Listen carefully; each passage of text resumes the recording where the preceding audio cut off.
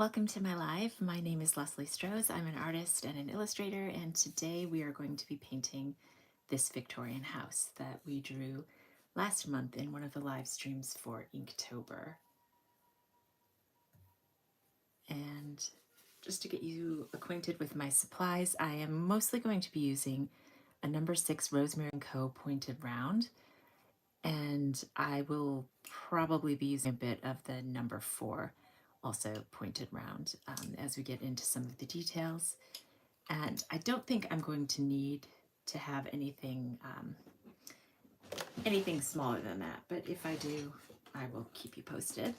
And then as always, I have 2 water jars off screen. One is for the dirty water and one is for the rinsing. And that's the way I'm able to do a painting without having to change my water very frequently. So this composition is actually, it's really simple, but a little bit tricky because there are a lot of different greens, and even the house is a bluish green.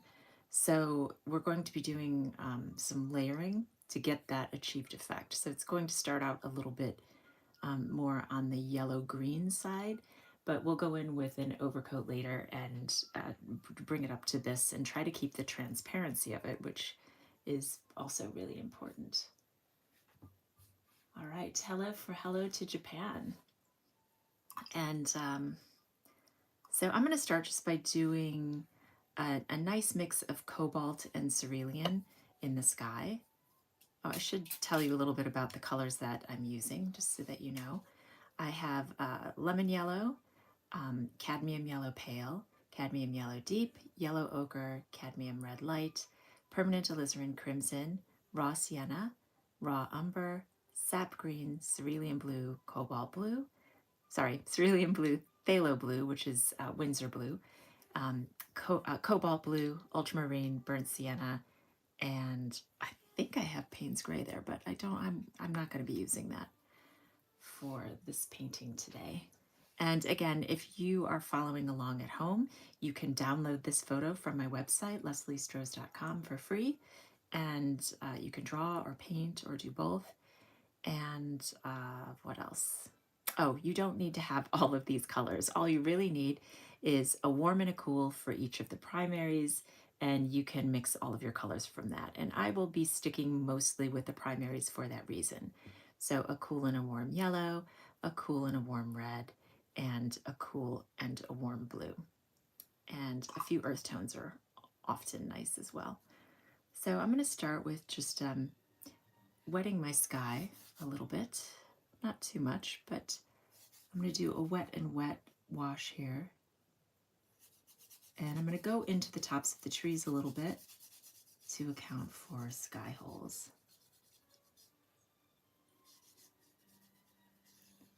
And these are postcards, so I'm going to leave a bit of a vignette, or try to, around the side. So I'm going to use a mixture. This sky is quite bright, and I like the brightness of the blue sky in contrast to the more greenish blue of the house. So I'm going to be using some cerulean and a dash of cobalt. Cobalt is a nice kind of a neutral mixing color, and it's bright. If you don't have cobalt, you can use ultramarine for this, and I think that's going to get us there. So I'm just going to drop in the color, and I will be going through and doing another pass in a little bit as well. And I'm not going to be putting in, there are a few clouds. I'm just not going to go over those areas as much. I'm not too bothered about putting clouds in. I want the focus to be more on the house, but I'll leave a little area where it's less saturated with the blue to maybe give a suggestion of that. I see some sky holes peeking in down here as well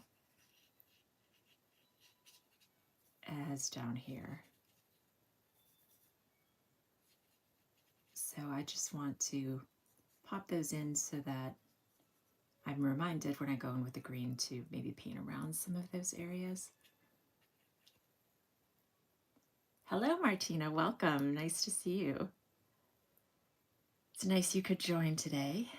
So I am going to I added a bit more cobalt to the mix. And I'm just going to drop some of that in just at the top to account for the atmospheric perspective. Where the sky is darker, the higher up it is, and then fades down a bit more. And we'll just give that a minute to dry. And I don't have any tape on this. It's just a little watercolor sketch today. So there is a little bit of buckling, but again, I'm not too bothered about it. I'm doing more of a lighter painting today. So I'm going to start with doing the first mix of the house. And this color is actually quite cool. So I'm going to start with using some of the cerulean, which is my cooler blue. And I want to drop in just a dash of the lemon yellow because that's my cool yellow. And I want to be careful because it can go the wrong way very quickly. So I'm just going to put a little bit up here on the palette, and there's some still on my brush, so I'm just going to introduce that. And I want it to be just ever so slightly a yellowish green. I think that's about where I want to be. Now, if you compare this to the house, it's a bit more yellow, but again, with watercolor, these are transparent colors, and so I'm going to go in and add a transparent layer later. But this is good for the first coat. And I know I said I was going to use the 6 round, but I think I'm going to use my number 4 round for this because there's a lot of trim that I need to paint around. And I'm just doing wet on dry. I didn't mix even close to enough. So again, cerulean blue, put some water in to make it a bit of a lighter value, and a dash of lemon. And then add more water to keep it thinner. That's actually quite pretty. I want just a little bit more lemon. I want it to be not exactly the color. I think it will be more vibrant if I do a glaze over the top. This is the tricky part, but we'll go with this. Too much water on the brush, so I'll knock some of that off. How is your weather everywhere in the world? It's rainy here today. Big shock, I know. Living in England in November. We've had a lot more rain this November than I remember from previous years. Like big rain, big windy rainstorms. All right, so I'm just painting around the window frames, which are white. I could mask those out with masking fluid, but I'm just going to keep it more simple today and do my best just to paint around all of the white bits. But if you're painting at home and you feel stressed about that, masking fluid's always a good solution.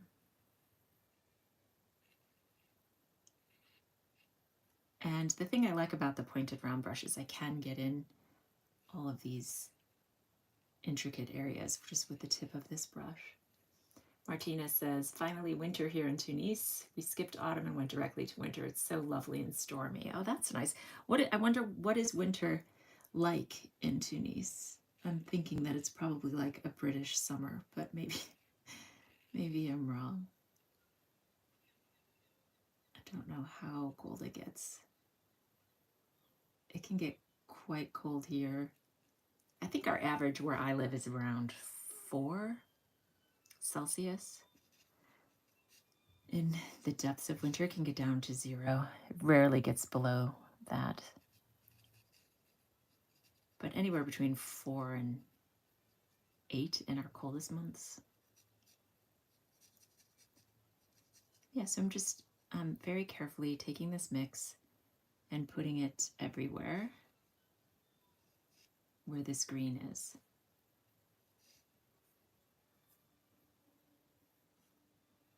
It's a little bit tricky to see in some areas, but just doing the best I can. And then I'm going to allow that to dry, and I'm leaving some of the watermarks because I think that is going to add a bit more dimension. And I'm trying to kind of school them to areas where there's going to be more shadow, like under the eaves. And let's paint up here as well, our first coat. There, all right. Now I think it's time to move to the trees. Mediterranean climate, warm summers, cold winter, not as low as 0 though. Okay.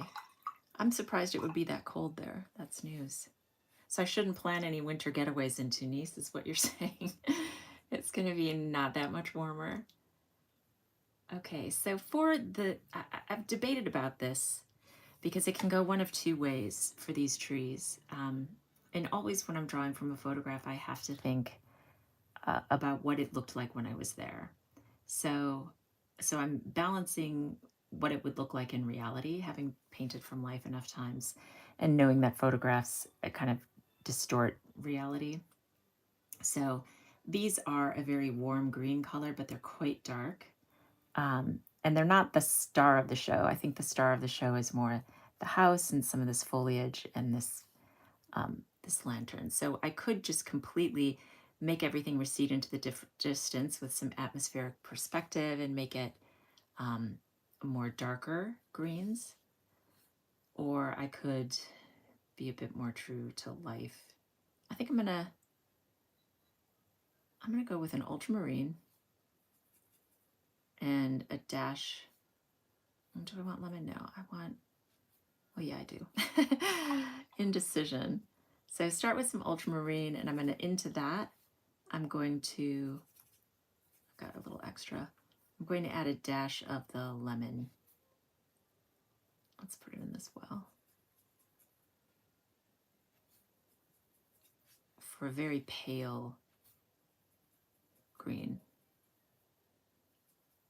Even more pale than that, I think. And drop a bit of water in to make it more transparent. I want a bit more yellow. I want this to be my lightest green, but I don't want it to be too pigmented. I want it to be very light and more like that. And I like that the cool yellow gives me, the cool of the lemon yellow will make it, it will make it recede a little bit. So I'm just going to pop in some of that where I see the cooler, the lighter yellows, the lighter greens. Pop some of that in. And I don't really see much here, but I'll put a little bit in just where the sun is kissing the tips of those branches. And then I do see a lot more down here.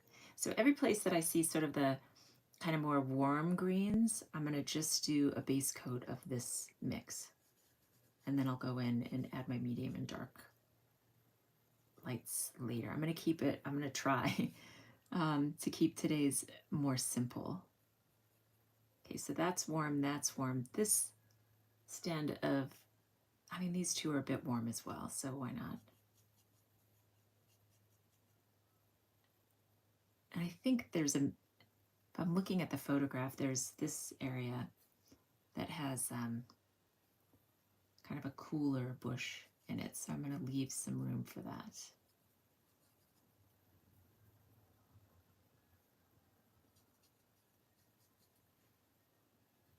All right, so just my first coat. And then these are much cooler.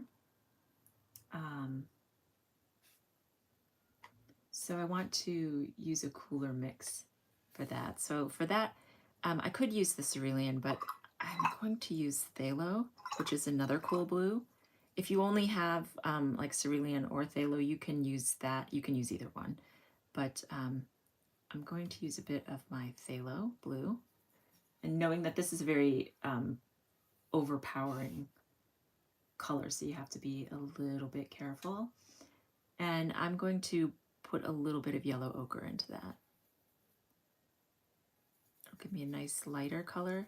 That's a bit on the cool side. And this is my favorite mix for windows, usually. Like I see a bit of that kind of in here and in here.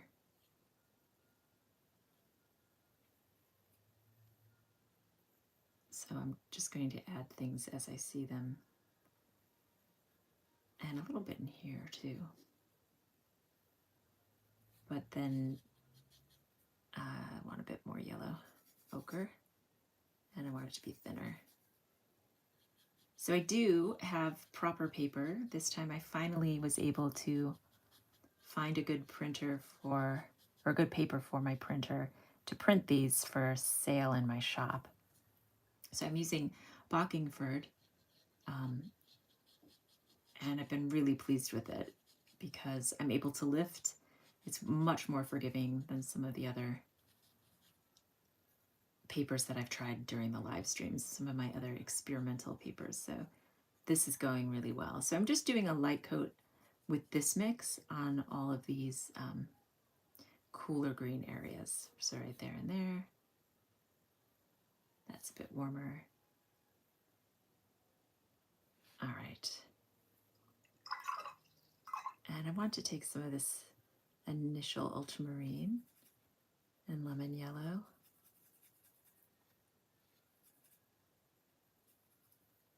That's probably a bit too watery, a bit more pigment. And I want to put this in here where there's some grass in the front. That'll probably take more than one coat, but that's a good first coat. All right, well, I'm letting that dry. I think we'll tackle a medium value for these trees, and I'm gonna make these the same color on either side just to further frame the house. So for that, I think I want to use some ultramarine again with a bit of the Cad Yellow Pale.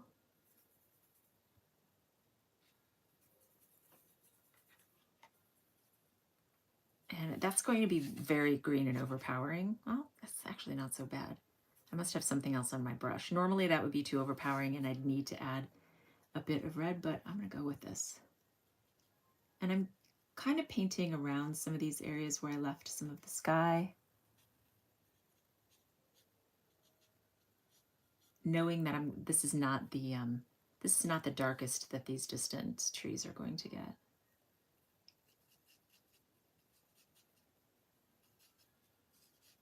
This is just like my medium value. I'm going to need to mix some more.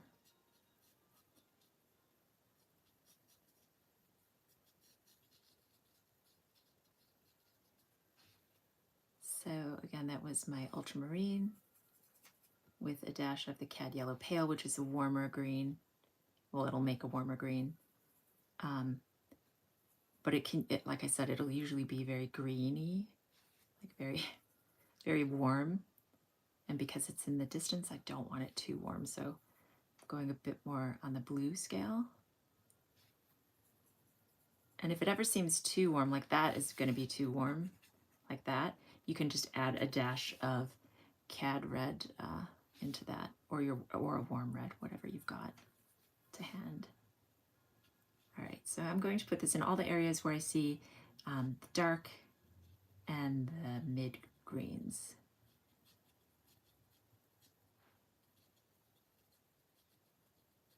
And it's probably a little warmer than I would have liked, but I think it'll be okay because when I go in with my darkest color, we'll make that a bit cooler. And so these will be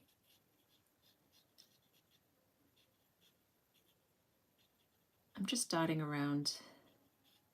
I'm not putting it solid. I'm leaving some room for some of the colors underneath to shine through.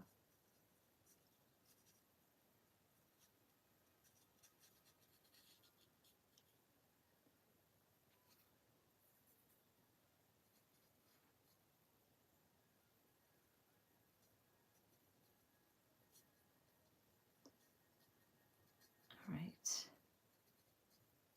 Yeah, just having a relaxing Sunday painting. When I painted when I was kind of newer to color, or honestly, it wasn't even newer to watercolor, and I would get really panicked if I didn't have enough of the right color and having to mix it again. But when you paint more regularly, you learn that you can always get to the same color. You learn your mixes. Painting with a limited palette helps with that.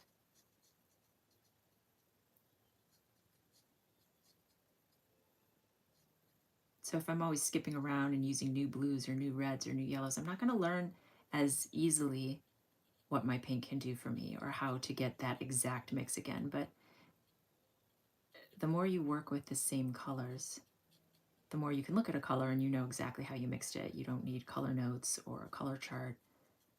It becomes sort of second nature.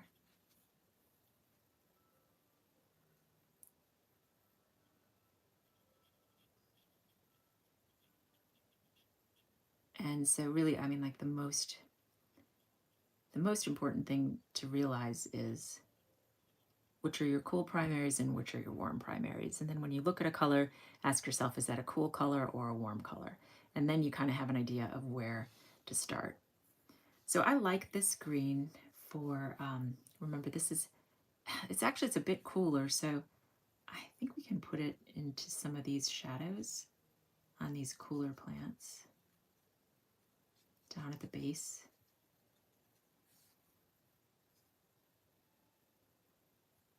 And down here, and even back here.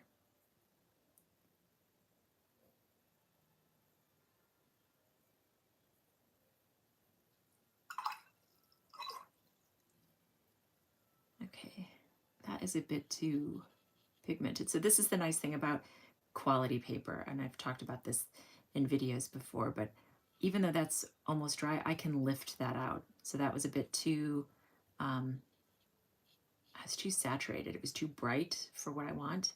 So I just lifted it out. If I want to lift this out a little bit, same thing, damp brush, very nicely. That would not happen on wood pulp paper. That would not happen, for instance, in my moleskin, which I finally have about finished. So I'm going to be never using a moleskin for watercolor again because it's too unforgiving. A good paper you can fiddle around and make things better. All right, so that's a nice first layer. I think I might want to take this mix, the cerulean and ultramarine, or sorry, the cerulean and yellow ochre mix. And I'm looking at my windows. I can see a little bit of it in there.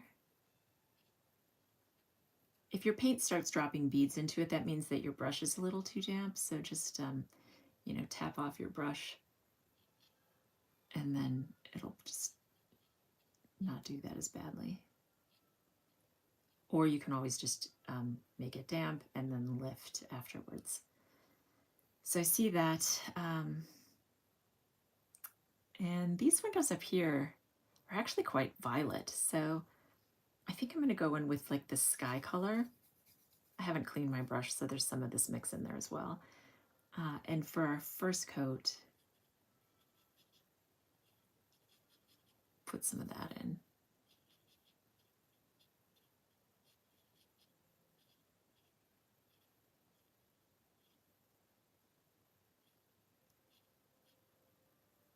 And again, showing you the difference between a good paper and a bad paper. I got a bead of the blue right on the trim, but I can just lift it up and it reveals the white of the paper. So easy peasy. Okay.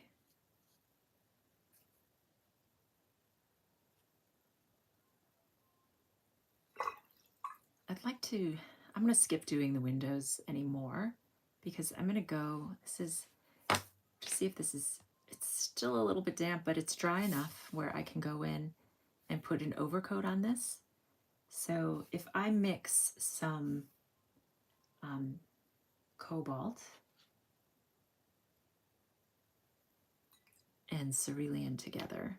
So same color that I did for the sky. So take some cobalt, which is a nice mixing color. If you don't have that, you can use ultramarine. But I want to mix a color that's a bit more blue. And you can see these are the colors that I used for the house. So if I glaze over it, it gets me a brighter color. It's a little still too blue. So I'm just gonna add a tiny dash of yellow. And I think that is what I want. So I've got the bigger brush, but we'll go for it. And I'm just doing a light glaze. It's a very watery mix because I want to be able to have some transparency and see that original color below it. And that will give it more depth.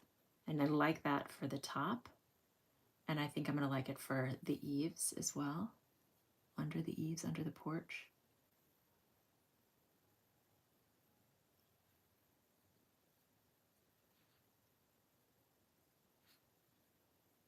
Just drop it in lightly. Cotton bud's nice if you get into the bushes a little, you can just lift it out.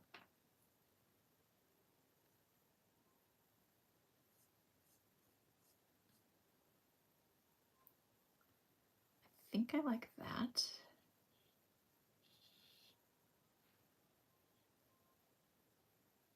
And for here, it's a little bit, this is in the sun more, and so is this section. So I'm going to just introduce a tiny bit more. Actually, I'm using the wrong yellow. I do that kind of thing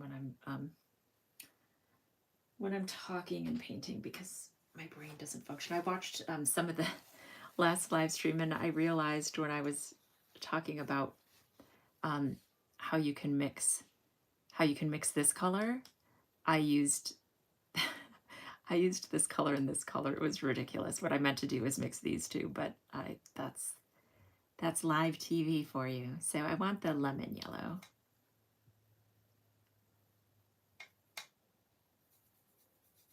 And I'm going to, so I put a little bit more lemon into this mix for this top glaze, just to make sure that it's obvious that this is in the sun and these are a bit brighter and cooler.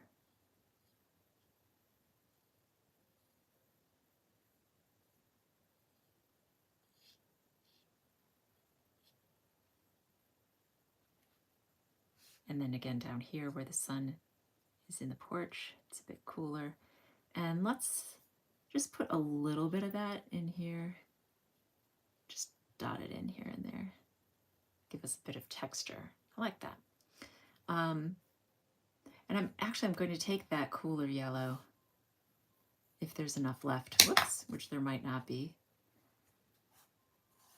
and drop it into these little holes. I think I'll have just enough paint to do that.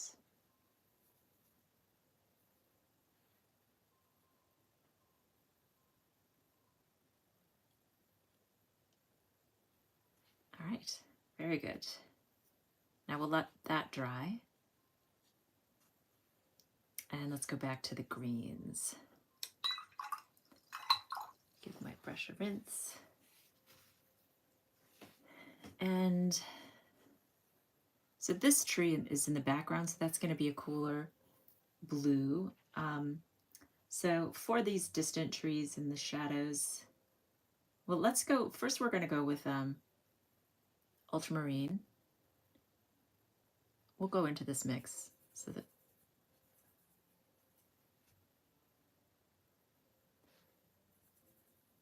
and I'm going to use the cad yellow pale on this because I want to get it to a green color before I cool it down.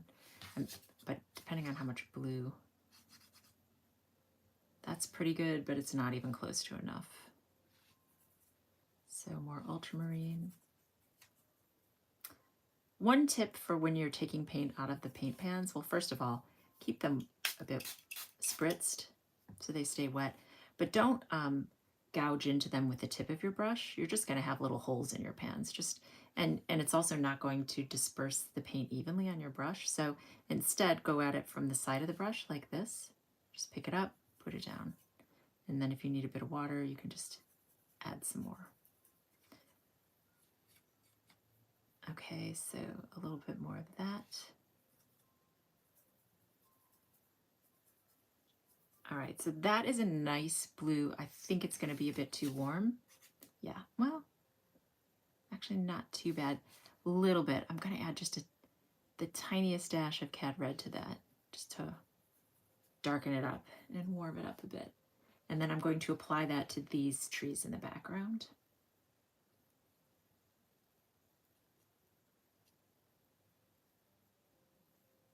And that frame the house.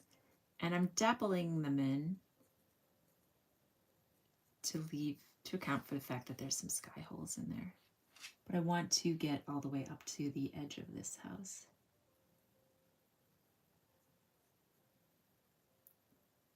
And this will frame the picture. And by picture, I mean house.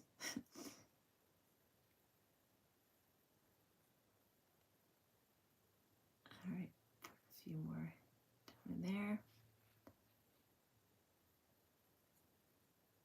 Okay, and now it's a bit greeny. I'm gonna see, this is cad red for you.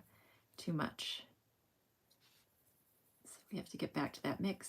So we got to add blue and yellow to that mix and get us back to where we were. And I think I like that better actually than where we were. Yeah. So we'll do this, put a little bit more of this into here to mix. Again, didn't use masking fluid, so I painted over that, but good paper means I can lift it out.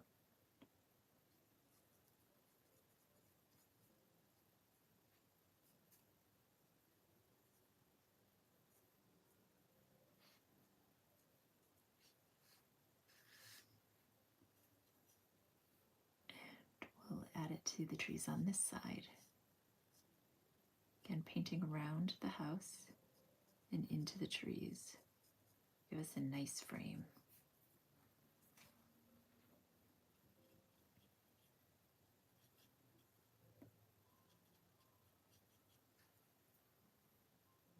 It's only 3:30 and it's already dark outside. Like, not completely, but it's like full on dusk.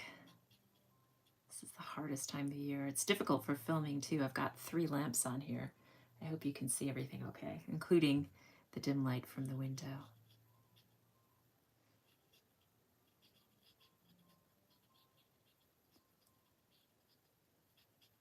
Okay, just dropping that in.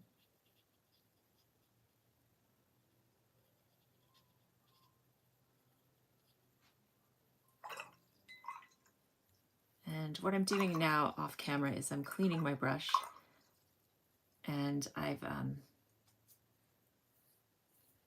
just tapped off most of the wetness, but it's a little bit damp.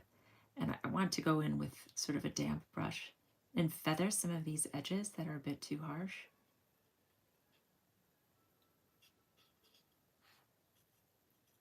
If they're a bit too like pointy and obvious.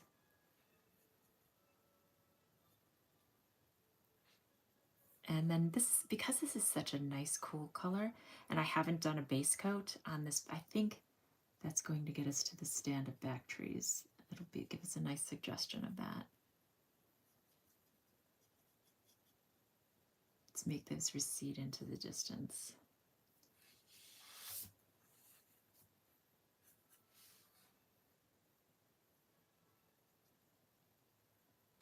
That's good. Like it's moving right along. And let's make make a medium color for these warmer green bushes. So I'm just going to clean this well out with my brush. And I'm going to start with some ultramarine.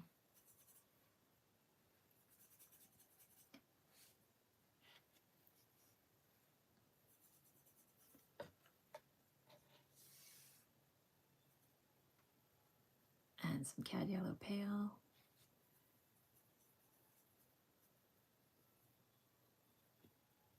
maybe a dash of the Cad Yellow Deep. I'm just going to make it more greeny because this is in the foreground of my water. And so everywhere where it's dark and medium, I'm going to add this, usually like at the base. These are cool, this is cool, but this is warm. And this is warm.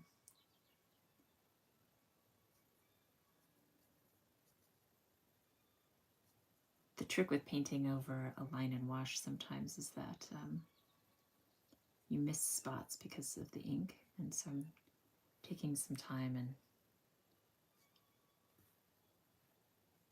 looking at all that. They're actually,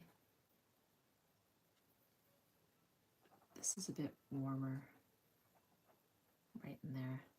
This actually continues. I made a mistake when I painted it, so I'm just using a cotton bud, damp cotton bud. Let's put some of the warmth in there.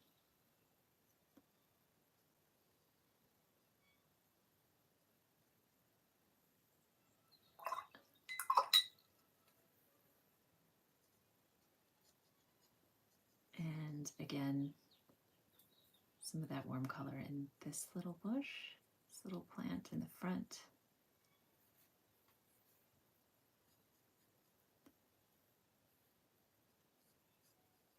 And we'll leave that to dry.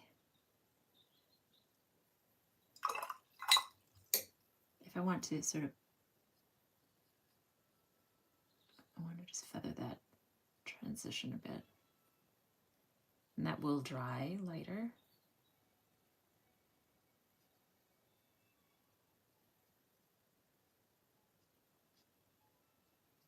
Yeah, I want to feather these transitions. There's a lot of water on here. That's, I think that is going to work nicely for that. So that is going to take donkey's years to dry. It's going to take a long time to dry, but we just need to let it do its thing. I don't normally get my mixes that wet, but it'll be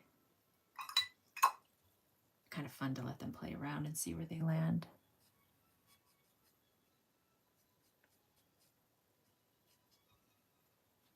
And same with that.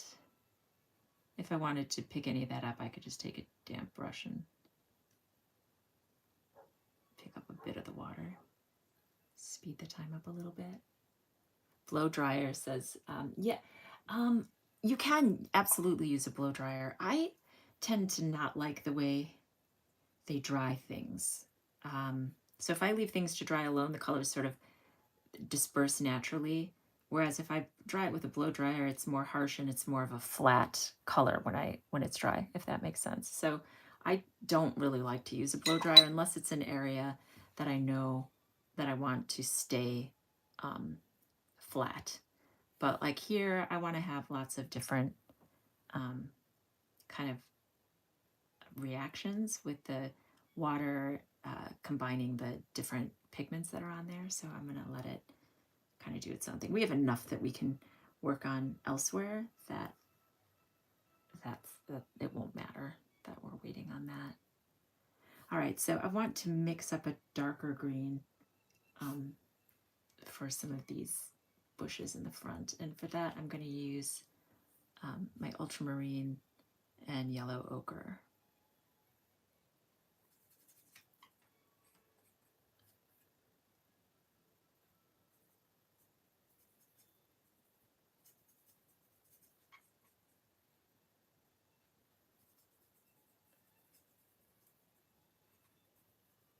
And that gives us a nice cooler green, you can see. And it's more in keeping with that. But I want to be careful to make sure I leave. Oh, see it, there I go. I keep wanting to paint into this.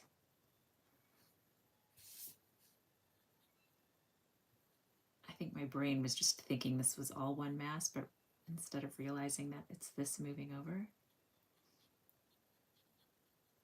So drop that in there, drop it in here at the base and here. And again, just a little bit there.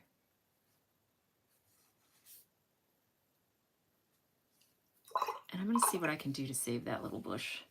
Because I either commit to just pretending it's part of that or I have to lighten it up. So I'm taking a clean damp brush and you can see I'm lifting the paint. Again, with a quality paper, you can do that.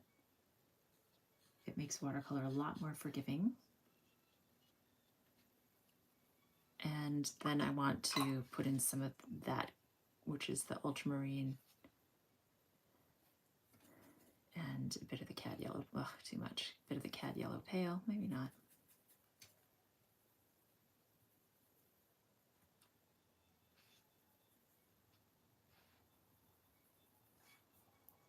Try to make it match this, which it's not going to completely do because you know what I'll do?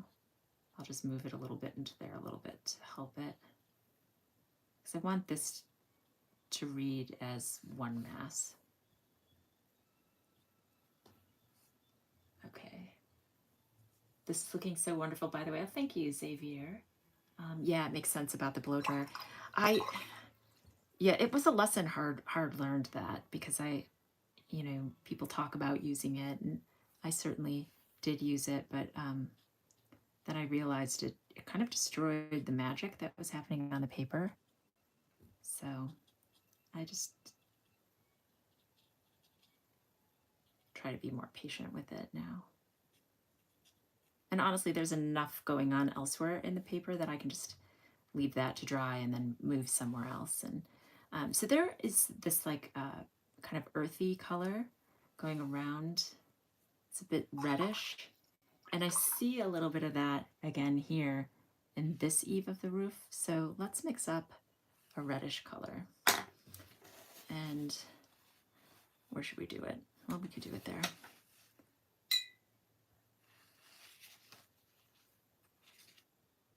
So I want to use burnt sienna, obviously, my favorite.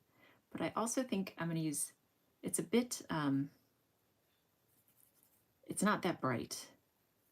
So I'm going to take a bit of raw umber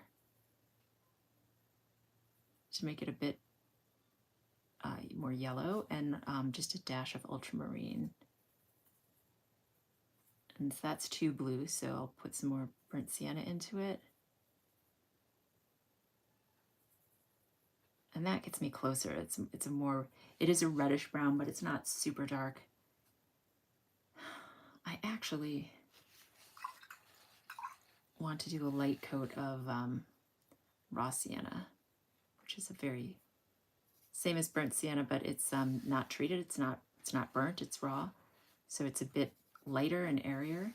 And if I just do a coat of that, if you don't have these colors, yellow ochre will work. I won't give you exactly the same look, but it'll get you close. And I'm going to drop this into that now.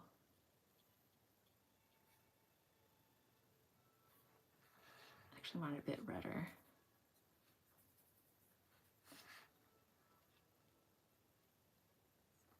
And I'm dotting it in because it's like mulch. And a little bit down here too. And again, I'm going to put the roof here. It is a bit more gray than that, but we can, that's a good first coat.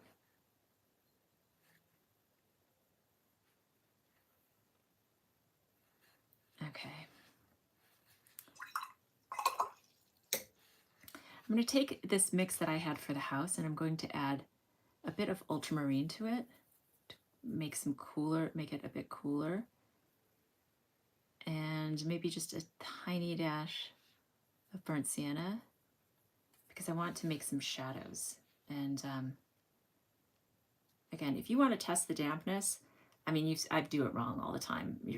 But if you use your fingertips, you're more likely to leave oil marks. So if you use the back of your fingers or the back of your hand to tell if it's dry, that's more ideal. So I've got my shadowy mix for the first pass. And so everywhere I see shadows, I'm going to put those in. And I don't really have enough of the mix because I just mixed into some of the color that was already there.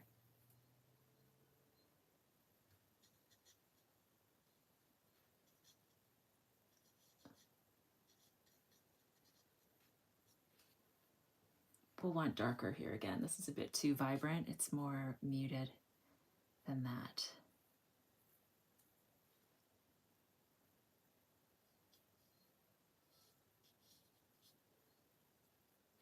But let's leave that to dry. And while we do that, let's look at this porch, which is, let me clean this area of the palette.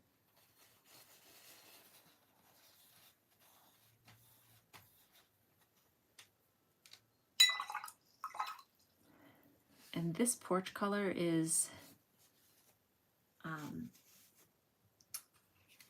it's a bit of ultramarine. Actually, no, let's use cobalt and cerulean, same sky color. Ugh, way too pigmented, need water. Okay, so when that happens, when the paint starts coming out super thick, it's time for a spritz. All right, so we want that, and we'll add a dash of alizarin crimson just to make it a bit more violet. And that's too violet, so I need to, cobalt is a more neutralizing mix in a mix. I've way overmixed this. I've far more than I need. I want sort of a grayer color. Let's put just a dash of burnt sienna in there.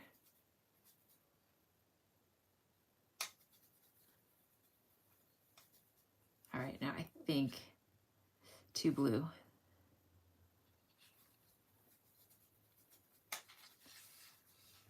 And that's better. It's still way too dark though. I could waste paint, but I don't, and go after it, but we'll leave that. We can use that later.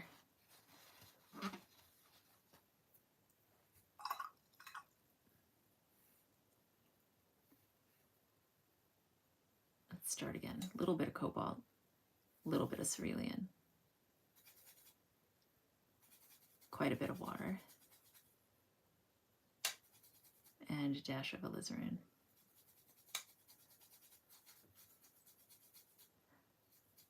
Actually, let's go with that. Ultramarine and alizarin. Let's just go for the door. Clearly I'm too heavy-handed right now. I need to calm myself down. A little bit of water in that. Tap off the brush.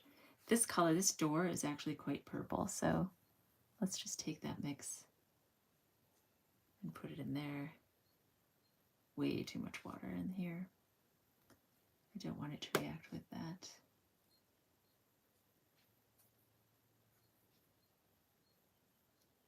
And we'll make our purple door. And now I see some of this purple elsewhere in the shadows. Let's leave it darker up top. So what I want to do is just add a bit, I want to make it a little bit bluer. We can take some of this mix and put it in there. And maybe a tiny bit of burnt sienna and a tiny bit, actually, I don't think I need more blue. I think that is a nice shadow color. The trick here on a house like this where there's so much blue and green in the whole picture is to try to find areas where you can put color into it. So remember we talked about these shadows being almost purpley? We can, I'm going to use my number 4 brush, it's not as damp.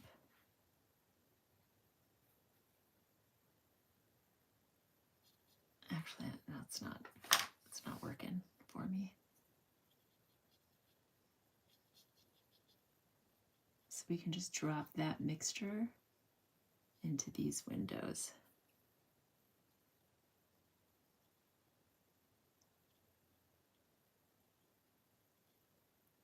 And the colorful shadows are going to prevent, they're going to prevent things from being too green.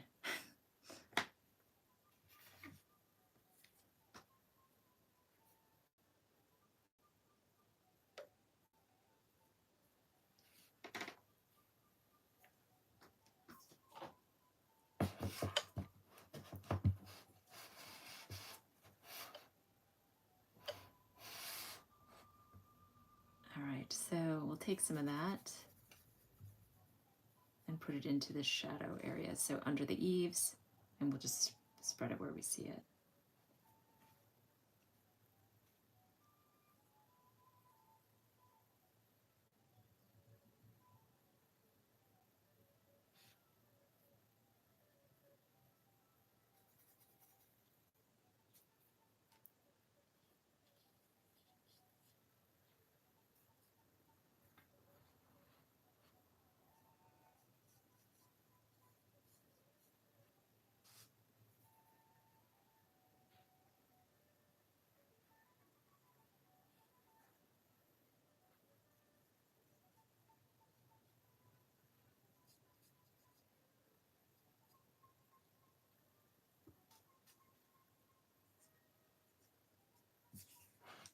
Okay, now this is actually, it's a bit longer of a shadow than I want, so I'm going to lift a little bit of it.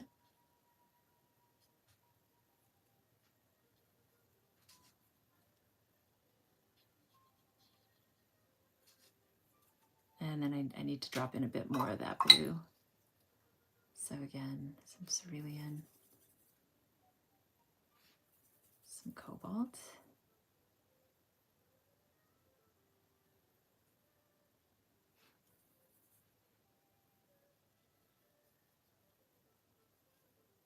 There we go. I'm liking that. What do you guys think? So we still have some windows that need attending to, and we need some more on these greens in the front. And we need a bit more of this green.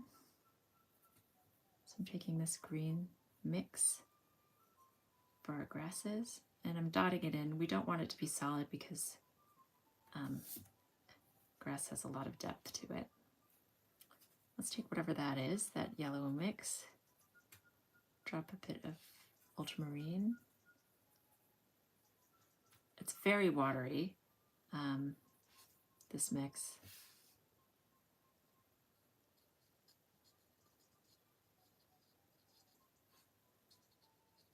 But we can use it to add some depth in certain areas. So going back to this is drying quite nicely, but I could use a bit more dimension.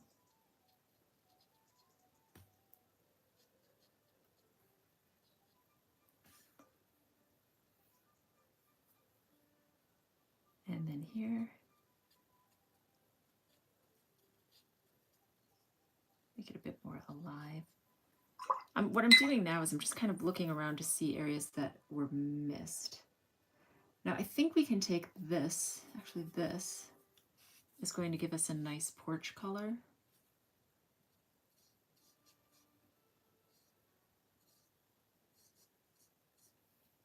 And also this pavement.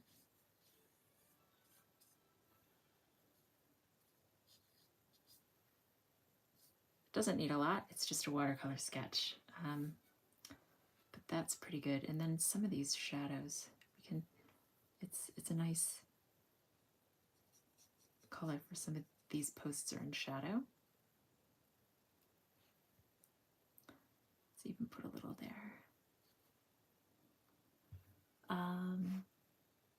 Maruna, I don't know if I said your name correctly. Wow, loving the process. Thank you. Martina, you said me too, hypnotic. Well, thank you. Goodness.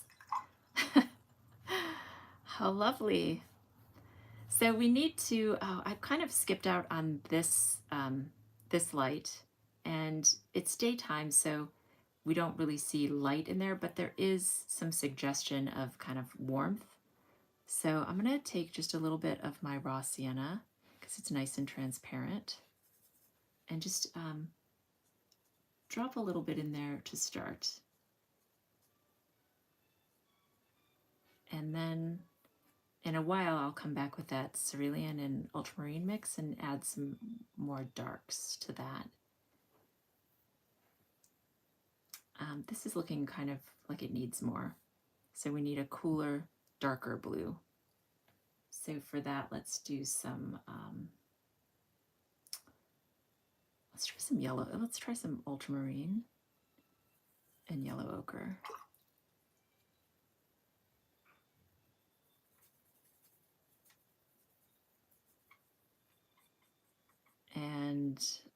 splash of burnt sienna. Make it a little bit darker. Might be too warm though. Let's try again. Ultramarine, yellow ochre. These are such tiny little wells, but they work well for camera. And I know if I go in with the alizarin crimson, it can get so powerful. So I'm going to put it somewhere else and introduce just a little bit. And just a tiny bit of cad red instead. I like that. That's a nice complement for some of these dark, dark shadows in here and these cool bushes. I think it will mix nicely. And then here.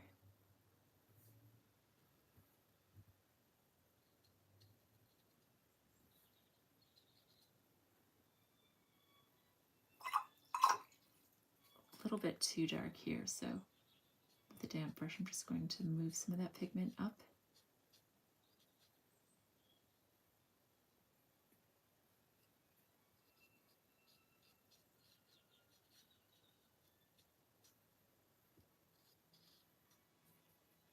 All right, because this one's a little bit darker than this. This one's brighter, so.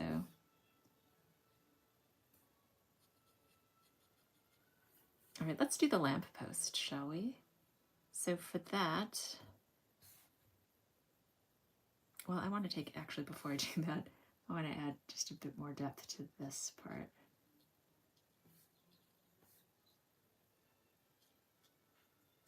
And we'll drop a bit of gray into that mix too.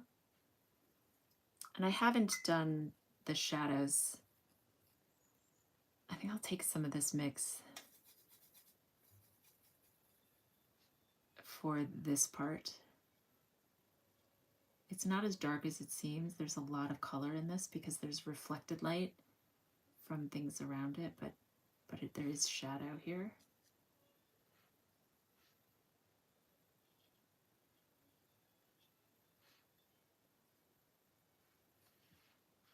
And if I can get this tiny enough,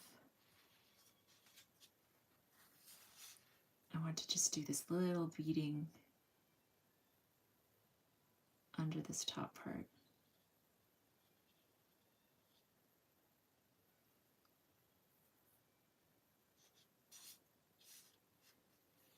That helps that show that this overhangs and it's creating shadows. I think that works better.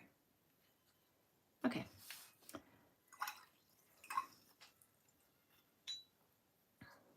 Where should we go? I think what I'm going to do is just clean up some of these greens. Keep the palette clean for the viewers. And so I want to do my favorite mix, which is ultramarine and burnt sienna. There's way too much water in this mix, but that's okay. We'll keep it transparent. And what I'm going to do when that happens is I just get a lot of the water off of my brush, and then it's usually okay. So that's a bit watery because I want it to be more pigmented. Well, let's do our first pass.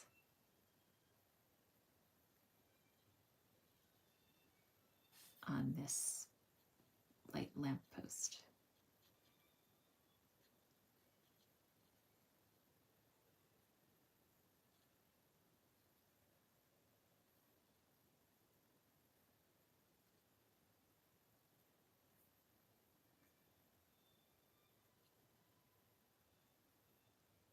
I like that it's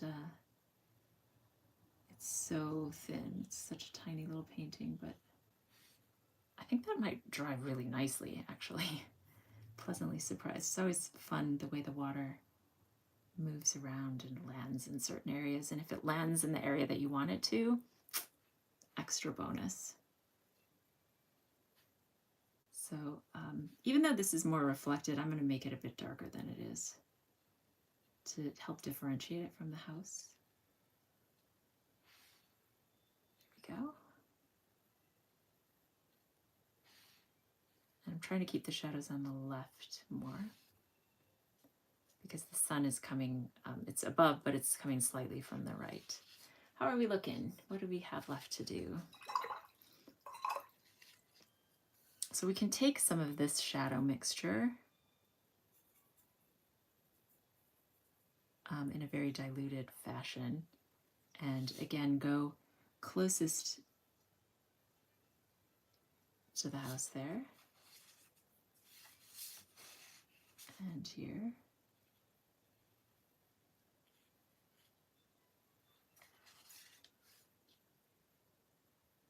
And even just around there.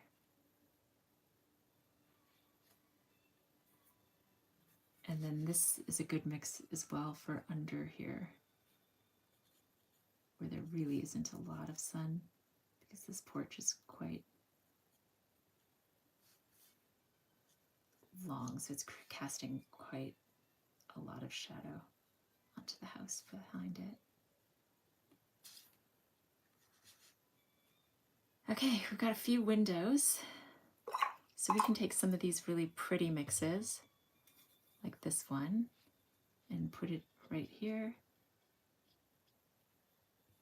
And again, these windows, the way they're showing up is there's a lot of violet for some reason, and then usually that's not the case. Usually it's more of kind of a cerulean color.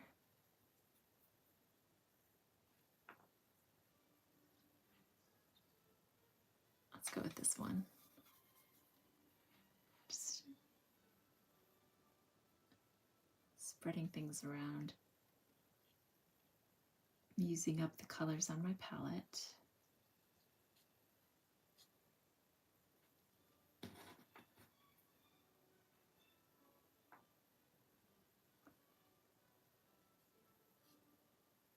Oh, and there's a strip here as well. What color is that? Oh, that's almost an orangey color. There's an orange. Okay, so what we're going to do for that is we're going to take some of this burnt sienna mix, introduce a bit of blue to that. So we get a shadow color, but it's got some of the orange in it.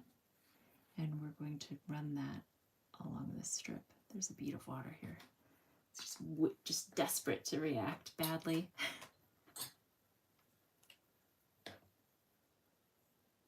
Right there. So.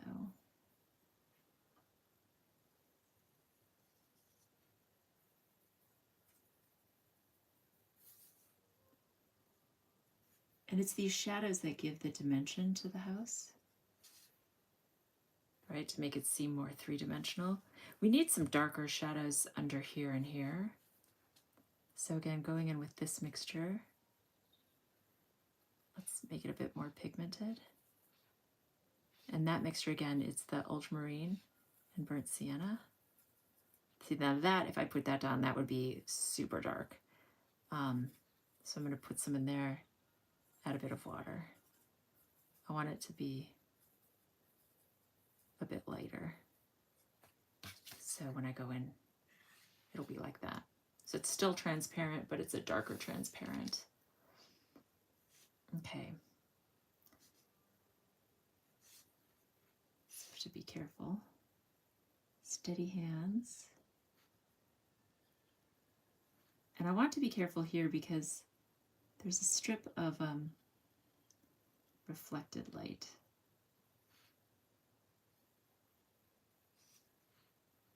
There's a little more up in here. And across that window.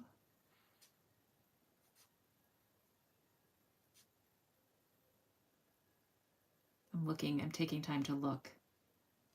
You want to spend a lot of time looking at your picture.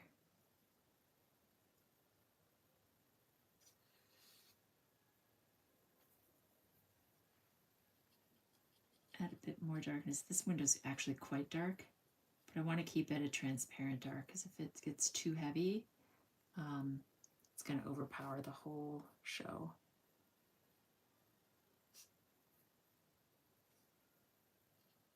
Put some of that color into this shadow. gets a little bit difficult sometimes with line and wash if your ink has been really heavy, which mine was because it was Inktober, so why not?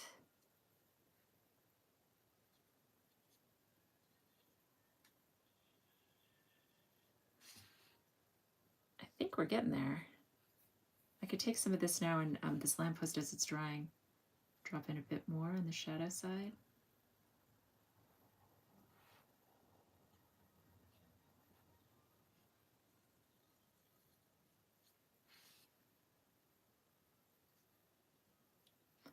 And if I dilute that a bit, if I take a bit that's more watery, and maybe add a bit of, I want to make it a bit purpley, so add a bit of alizarin to it.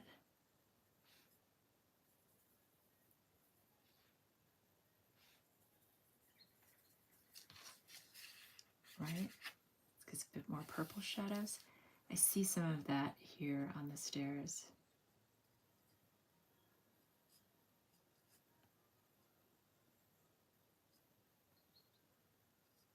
And again, that is a reflection of some of these shadows that we see. So we're just, we're fine tuning here, taking some time to put in some of the shadows.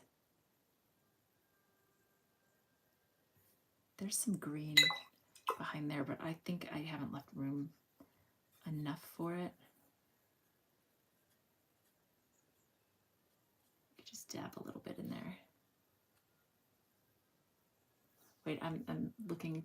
Hi, Daya, how are you? You're a little bit late, but wanted to watch your live vid. Thank you. Thanks for stopping by. I appreciate it. It's always nice to see familiar faces. So this part it's a little bit more warm. So I'm going to take some of this. Oh, I'm going to clean my brush. But I'm going to take a bit of this raw sienna. Nowhere to put it.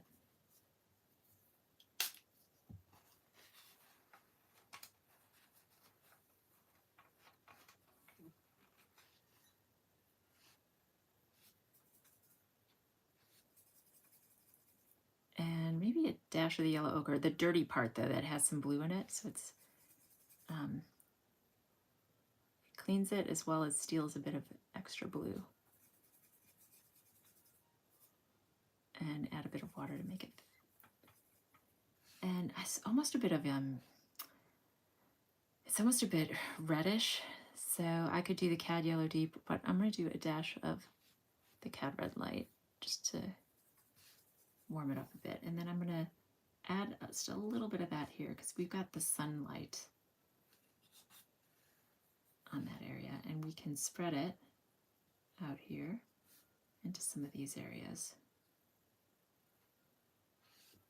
And we can even put some of that into the lamp. And this has a bit of sunshine, so we can put it there. Again, the trick is when you have a composition like this that has a dominant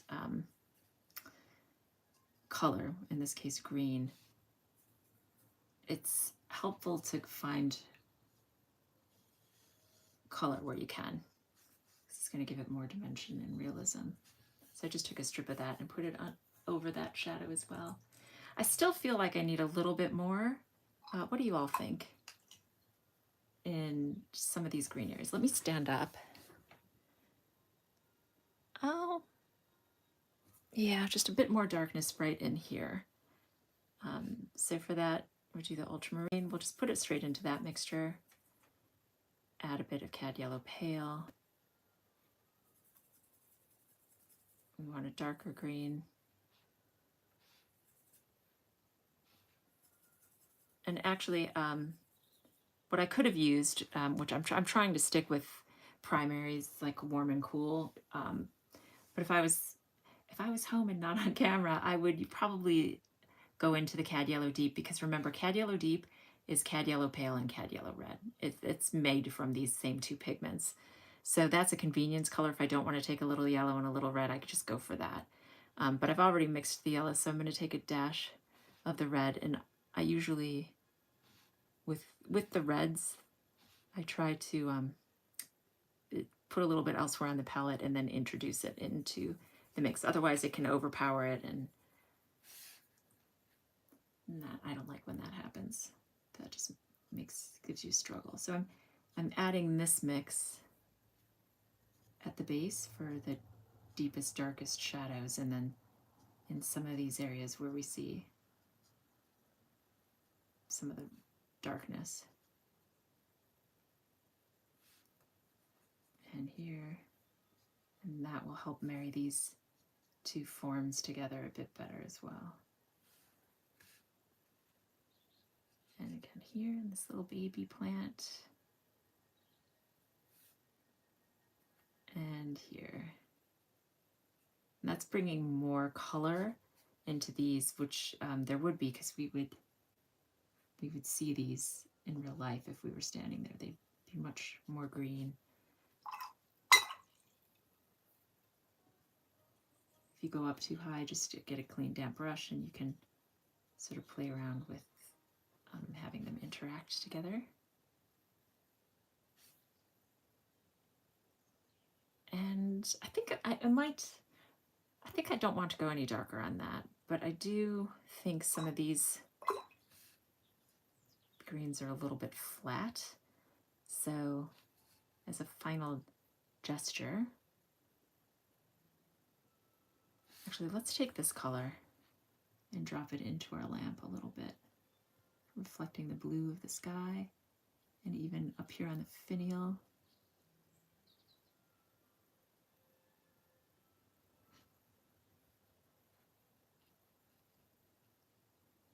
Okay. And oh, we missed a window. I told you that happens. That's a very purpley window. Let's take this color. It's got purple in it.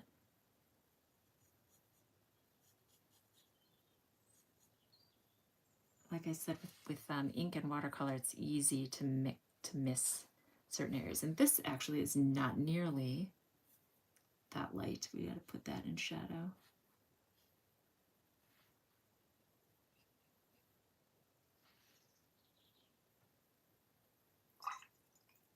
And some of these areas around the house, the edges are really shaky. So there's two ways to deal with it. One is I could get out my fine liner when it's dry, and I can just sharpen those. Then the other way is to mix some more of this color and go up closer to the house so that there's not space as much. I want to do the latter. So let's just mix a similar color. So we get some ultramarine, or whatever color was here, some yellow ochre. I think that's going to be a little more. Let's just do a dash of cat yellow pale. There, that's closer. And so I want to bring out those edges. Do you see?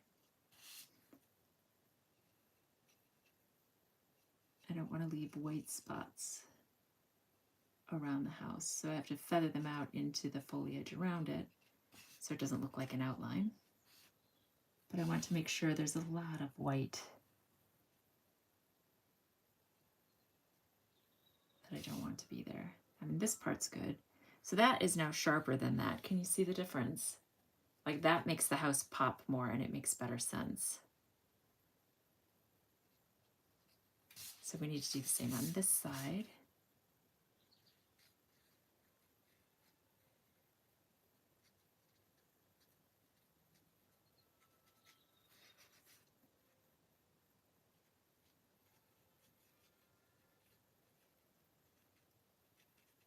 It's those final details that can really make a big difference.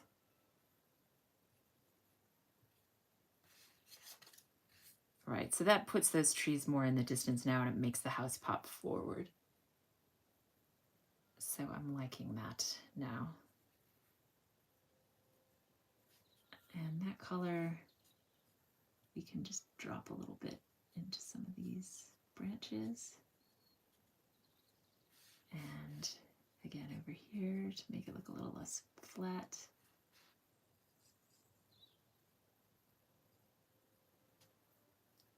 And I'm thinking that we're done. What do you think?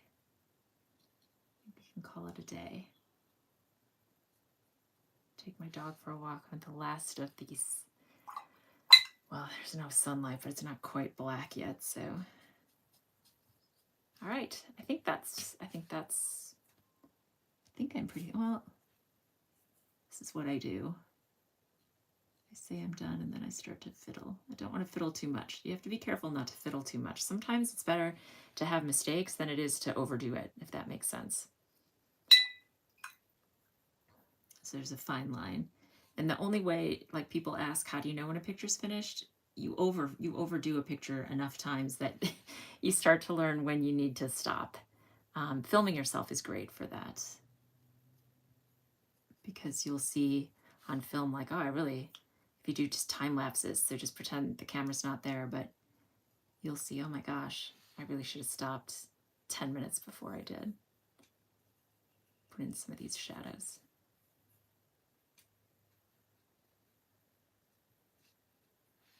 But yeah, I think that's it. I think we'll call that a day. And thank you for being here. What? I lied. I want to put a little bit of shadows under the windows. Just going into whatever color's on my palette. Just a little bit of differentiation to show that there's dimension and form to the windowsills. I'm running out of paint here, you can see, but I'm going into the green. Yeah, but I think that's good. And thank you for being here, and I hope to see you next Sunday, or I'm doing 30 days of watercolor tips on TikTok and on YouTube. Started a little bit earlier on TikTok, so the YouTube's a bit behind, but some people don't have TikTok. And that way you get those 30 days of tips, and I'm trying to come up with good ones. So if you have any questions, things you have that you want answers for, pop them in the comments. And I hope to see you all soon, and I hope you have a beautiful rest of your Sunday. Take care. Bye. Thanks for being here.